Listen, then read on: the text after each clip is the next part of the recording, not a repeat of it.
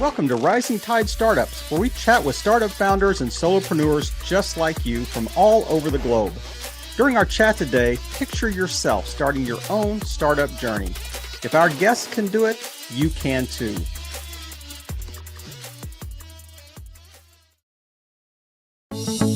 Every episode of Rising Tide Startups is sponsored by Podbrand Media.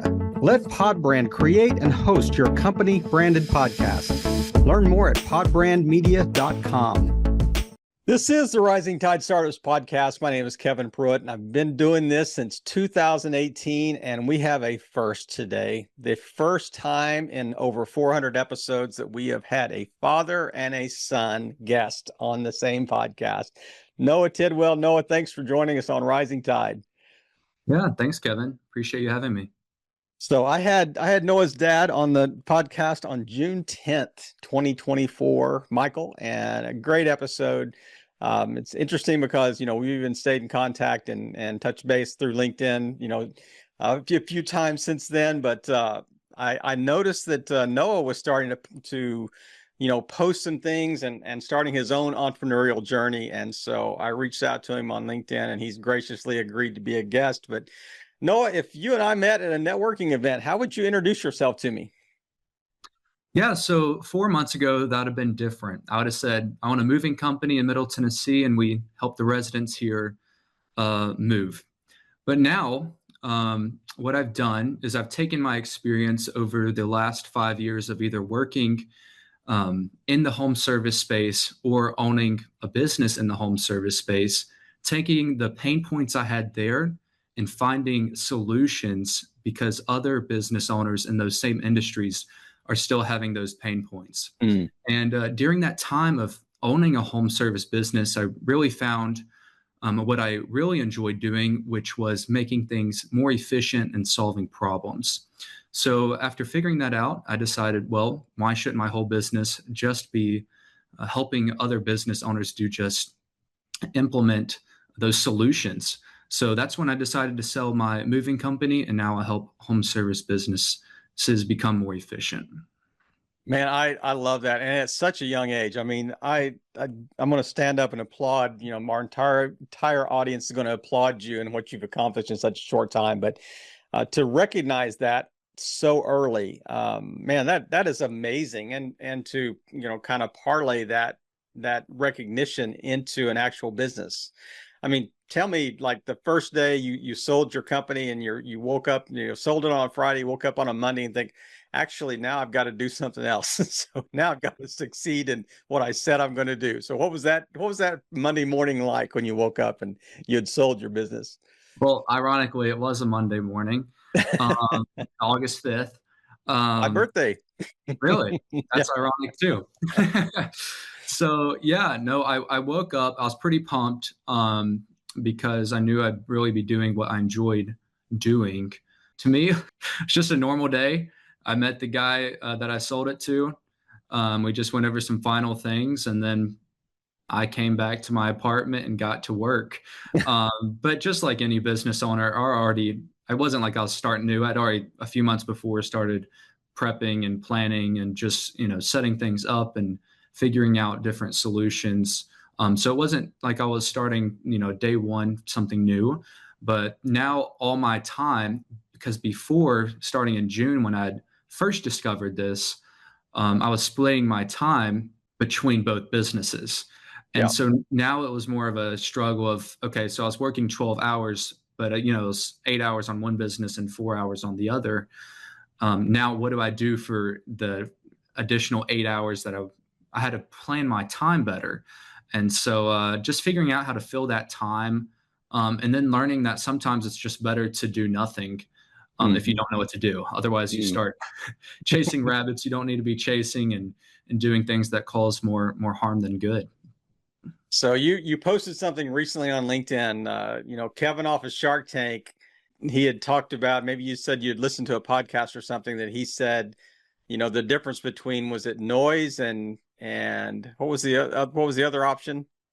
Yeah, so the difference between signal and noise. And he got this concept from working with Steve Jobs back in I'd assume, he didn't say a date, but I assume it was in the 80s and 90s, building out the educational software for the Macintosh, Mm. I believe. And he recognized that Steve Jobs would talk a lot about signal and noise. And signal, a lot of people explain it differently, because after I watched the video, I went and watched a few more YouTube videos. I was like, well, that didn't really make sense because it's kind of a little bit unknown how the phrasing is said. But how I look at it is signal is the levers or the things you can do that have the highest leverage in getting you towards your goals. Mm.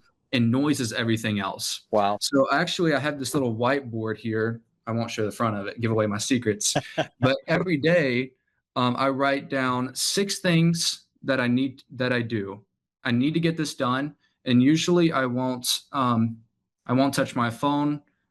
Sounds a bit extreme. Usually, I won't even eat until I get these 6 things done.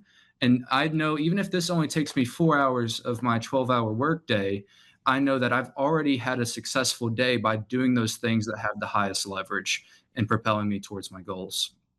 Man, I love that. That's incredible discipline, for somebody your age, and I mean that will certainly bear long-term ROI in the way you've approached this. And I'm a little curious. So, once you started identifying some of the inefficiencies in the home service space and some of the kind of words we might use, stuckages or obstacles or problems or, all the pain points in essence that you recognize, why did you choose to kind of leverage this into a consulting business versus just doubling down and saying, hey, if we improve on this, I can just have the greatest home service business in the world out there? So what was that decision making process? Yeah, so I could have done that. And I've thought about it, and I'm not opposed to the idea of doing that in the future with my own businesses or partnering with different businesses and providing this. Some would say I'm more on the consulting side. I like to think we're more on the implementation side. Maybe a better word. Yeah. Yeah. I think people get the wrong idea with consultants as people that just tell people, business owners, what to do instead of helping them with it. So I like to say we're more on the implementation side of that. But honestly, for me, it was also, I know there's a lot of controversy around doing what you love versus, doing maybe what makes money. Some people say, forget what you love, forget your passion.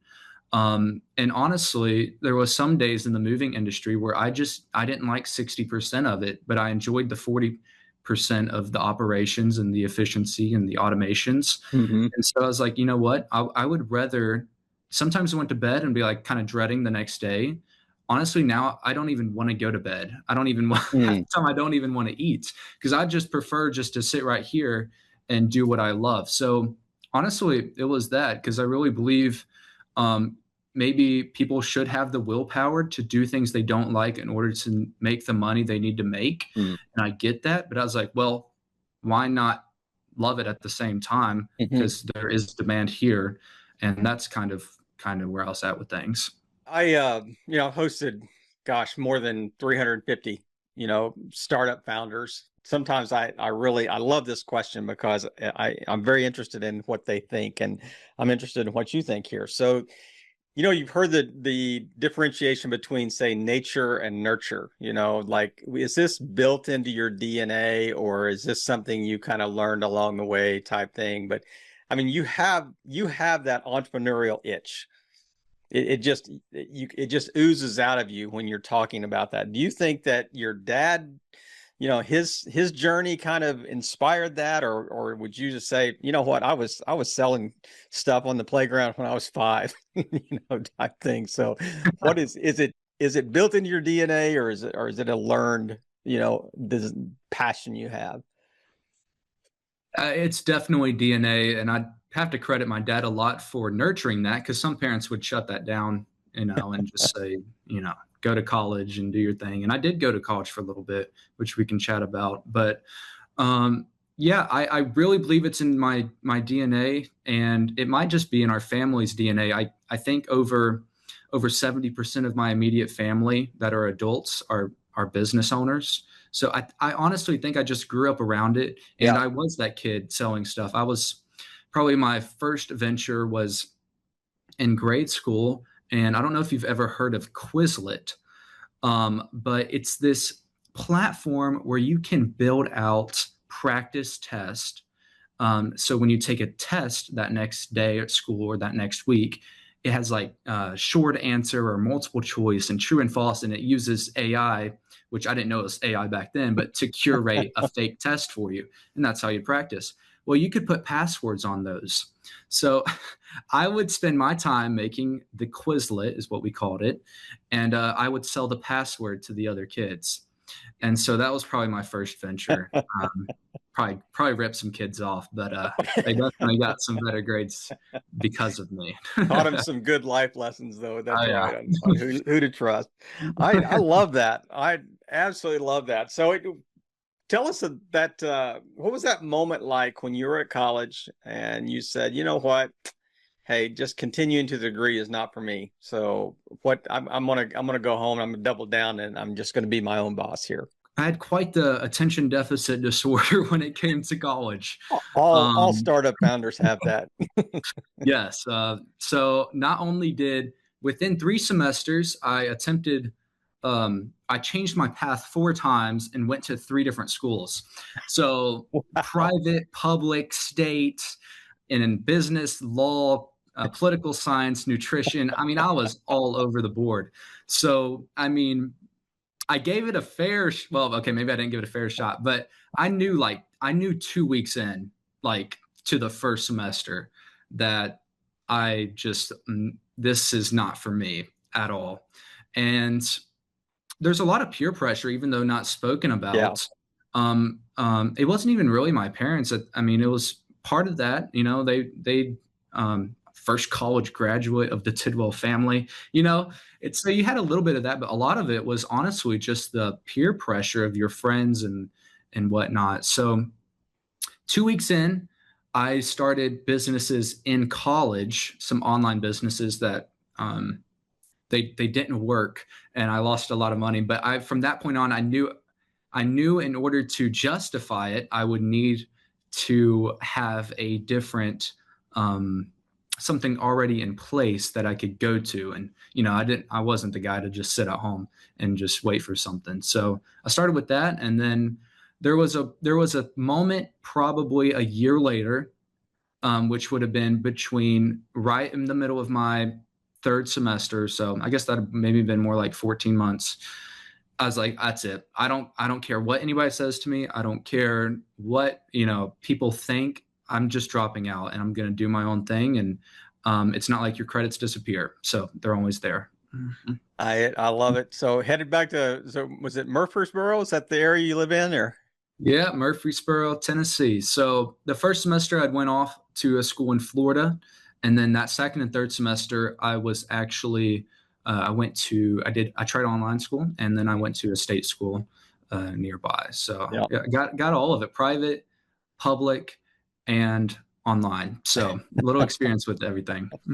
Well, it's just a little interesting tidbit. My very first year of college was spent at a university called Memphis State University in Memphis. So Oh, nice. yeah, which is now the University of Memphis. But Okay. yeah, that was where I started my college career, was in, as they affectionately refer to as Tiger High. So Yeah, um, I, nice. Yeah, I'm very familiar with Tennessee. just a few hours away. No doubt about it. No doubt. I'm curious. So let's say that you said, I'm out of here. Did you already have in mind what you wanted to do, or were you going home and say, I'm going to figure it out? At 16 years old, I began working for a moving company. And for your audience, that's not as long ago as it might seem. I started working for a moving company. And so when I came back to that to go to the online school and then the state school, I was just working at that company. And during that time, a little bit before, it was just between me and a friend, and I had worked for him. He had already started it, and then I thought I could provide some value, and I came on as a partner there. And so we worked together, but it was more of a side hustle per se. It wasn't anything super planned. So from there, I was just kind of working there part time. And then when I decided that moment we had talked about a bit earlier that, the time is up, I'm gonna go do this. I had a conversation to where, you know what, let's try to make this something big. And at that point, it just wasn't something that was comfortable for him. He had a pretty good job. Hmm. So we ended up parting ways, and that's when I discovered this moving company, which was which was called Quick Nick Moving. My name wasn't Nick, but I kind of went for it for about a couple of years while on the business. And that next semester, my dad, who's a business broker, Hmm. as well, or he does that in addition to many of his other entrepreneur things, Yeah. sent me this business for sale, and we ended up taking a look at it, talking, and I bought it 2 weeks later. So before that next semester would have even started school, I had already jumped out of another business I was in and bought one that, I could put my dreams in, and Hmm. put um, steer the way I wanted it to go. So before my friends started that next semester, I'd already found something that I was going all in on. Now that was a moving company that you bought. It was. Yes, sir. So you had also, I think, and I'm trying to put all these pieces together of, doing a little pre-podcast research here. Mhm. You kind of dabbled a little bit into junk removal, and you've dabbled a little bit into this and maybe cleaning and stuff like that. So was that more noise than signal, Oh in boy. your space? Oh, very much so. I think as entrepreneurs, we like to be busy. We don't like being bored. And sometimes it's better to be bored. Um, and so a lot of times it was when things were a little bit slower. And the problem is that the services which I was selling as add-ons to the moving, such as cleaning and junk removal, it sounds great in theory because it's an easy upsell. Hmm. But in reality, it takes away from your core business and the amount of time that could have been spent implementing, for example, a house clean. Uh, we'll talk revenue because I want to know specifics of profit because we never implemented it. Let's say it was an additional $300. Well, the same effort that could have went out and that I put in to get that could have been spent getting a 3-bedroom house move, Yeah. which was $3,000. So the time was there was no leverage there, Mm. and it was a distraction. And probably when I start another home service business or buy one or partner with one, I think because people were getting into the home service space, because of the white collar layoffs and things like that. Before, there was a niche. My dad's really big into the niches, like online businesses, like very niched, very, very focused. But with the home service business, we see some of that, but a lot of it's generalized. These companies do like 5, 6, 7 different things. If I Yeah. start another home service business, it'll be super niched. I mean, Mhm. if I did moving again, I would do only apartment moves. That's all we do, or only 3-bedroom house moves. Like it would be very, very focused, because that's the only way you scale. Simple scales, complex fails, and I did not live by that sometimes. I is that more related to like SEO, strength? Is that more related to you're just really better at it if you just really narrow your focus? What's the driver that says, that the more you niche down, the better off you are in say a home service business? That's a good question. I think a lot of it comes down to people don't, let's say there's 1,000 moving jobs that come through as leads, like in the entire, within a 50-mile radius. Um, Most companies aren't like digging deep enough. They're only like, it feels so productive having 20 things going on, but nobody's digging deep. And I guess I stumbled a little bit there, but probably really comes down to training as well. If you're able to specialize in something, I Yeah. believe people trust you a lot more. Hmm. Like I had 3 calls in before this one, and they were moving company owners. and I could speak their language Hmm. because I had been in the industry for 5 years. And that gave me a huge leg up than some random kid that just knows automations but doesn't know the business. So I guess it boils down to probably people trusting you more. I love that answer. And I think you touched on something really interesting about, being able to speak the specific language. It's not a general language, it's the specific language of need. Mhm. If I'm calling you, and that is really your differentiator. There's 1,000 moving companies out there, but there's only one that specializes in exactly what I am. Mhm. I'm an apartment. There's unique issues with moving apartments. There's you can say, hey, we specialize in apartments, and here's why. Here's because we're going to take extra care. We understand some of the issues you're going to face, trying to move out, that type of thing. Leave the place in really good stead so you can get your deposit back, all the things you might want to think about. So it's really, really interesting the lessons you've learned, so early. What are some other lessons that you've learned that, I think back of like bosses I've had, in the past. Sometimes the best lessons I've learned were when bosses did the wrong thing.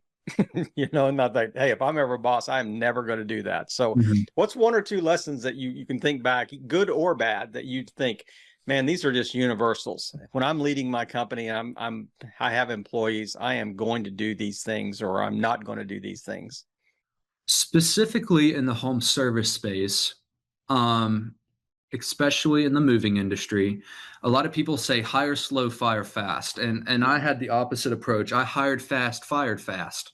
Because in the home service industry, there is so much, you don't have time to hire slow. Yeah, And so I a also lot of think that turnover. helps. Yeah, the turnover is a lot higher than maybe a white collar job. So maybe this doesn't apply to like C suite, executives and key positions. But in the home service space, those technicians, you want to, in my opinion, hire fast, fire fast. Because the worst thing, well, one time I had a business coach tell me sometimes the best ability is availability. And I really think sometimes the reason we got the job was because I had extra staff, and I was able to service that job. So that, as well as the more people you have in, I believe Amazon does this every season, every quarter. They cut the bottom 10% of producers, Hmm. and they just have a rolling thing to where eventually, after them doing that for 10 years, you're left with the cream of the crop. Yeah, So yeah. that's one lesson I think I'll carry into the home service space. I don't think I'll, when you hire key positions, probably do that. But that's one. And then I think it's very important to realize that nobody will care as much as the business owner, you. Hmm. Nobody will care as much as you, and you can't expect your employees to do the same. Otherwise, they'll just go start their own business. Yeah. So you just get them as high as a point as you can reasonably expect them to. And my dad told me this because the first few months into the business, I was complaining about why don't they like I need them tomorrow, but they said they already have plans, and this is a really important job. But I mean, I would have done that as an employee, but Hmm. that's again why I started my own business Yeah. because I had that drive. So I think it's important to realize that and to because I early on I probably wasn't fair to people and the way I judged their character and how they work just because you don't show up on a 2 hour notice or wake up to 3 hours early. But I think those are two lessons I learned pretty early on. What gets you up in the morning? You say, hey, 18 months from now, 5 years from now, this is what I want this to look like. I really want to backpack Europe. That's a personal one. But in order to do that, I'd like to have a business that operates without me. And the business model I'm in now does allow me to have some location freedom. So that's Hmm. not quite necessary. But I really enjoy that. And also, what gets me up is in the morning is I'd love to own a home in the middle of nowhere with farmland Hmm. eventually. One of those homesteader homes, Off not to live grid. full That's time, right. off grid, not to live full time, but I just really Yeah. enjoy farming and doing things like that.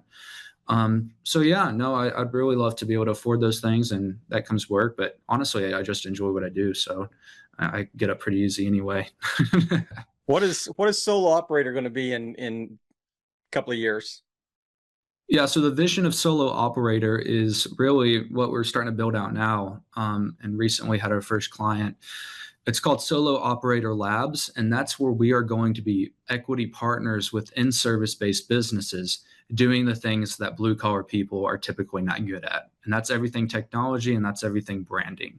Mm. So that's the future, I believe. That is the vision, is to because I like work. I mean, I like work with anybody, but working with people you have vested interest in their companies with, Yep. and something I really enjoy doing. So that's the vision of Solo Operator. So it's more of a sweat equity. It's like you're earning equity in the business versus them paying a monthly retainer, or what's the model? Yeah. So sweat equity, you're exactly right.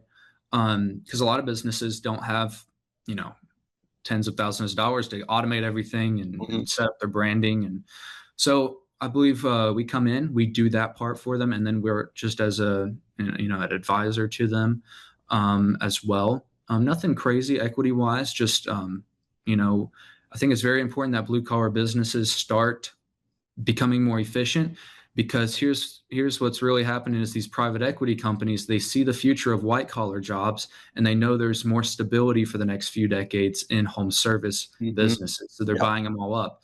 And who are the companies that have the money to throw at Google ads and this and that, and spend the money on the McKinley advisors that charge a couple $100,000. And so I think it's very important you become automated, for one, just to be able to stay, in business. Yeah. And two, there's no harm in selling to the private equity companies, but they're not going to want to buy something that's, no processes or this or that. Right. So I really enjoy helping blue collar business owners do that. So who's your ideal client? I guess we wrap up today. Just speak to our audience here. Somebody's listening. Who give the best sales pitch? Who is your ideal client profile here? Yeah. So as the name suggests, solo operator, which I have to give my mom credit for, because she helped me come up with the name one night. But essentially, the whole idea behind that name is to work with business owners that, obviously the name solo, small teams. They have a very small back end staff and are feeling stressed. They're the ones still maybe going out on jobs and doing all the hiring and doing all the training. What I want to do is I want to put systems and processes and automations in place that allow them to get their time back and spend their time doing what, circling back around the high leverage things that really move the needle in their business. So if a home service blue collar business owner feels like they're just treading water, that is the perfect clientele for me. Very clear vision of where you're headed. You've got goals in mind, and man, I'm just applaud you for once again at such a young age putting all these things in place and just with such clarity. I mean, just people that are twice your age don't have this kind of clarity. That I talk to people all the time, that are in this space, and it just amazes me that how quickly you are learning these lessons and putting things into practice. And man, I want to cheer for you and applaud you and having lived in Europe, man, I want you to realize that dream because there's some beautiful places in Europe to go spend time just hiking through the forests and just seeing the different cultures that you're gonna encounter. But and Noah, thanks again just for taking time to share the story. Look forward to just kind of following you on the socials and seeing your growth and having you on again and in a year or two and just say, hey, what does it look like today, versus 2025. But thanks again. Appreciate your time and just thanks for playing your part in helping all boats rise in a rising tide. Noah, have a great afternoon. Thank you so much, Kevin. And now here's a quick word from one of our new sponsors on Rising Tide Startups. Every episode of Rising Tide Startups is sponsored by Podbrand Media. So you started your own company or branded podcast and now it's fading. Let Podbrand give it new life. Check out podbrandmedia.com to learn more.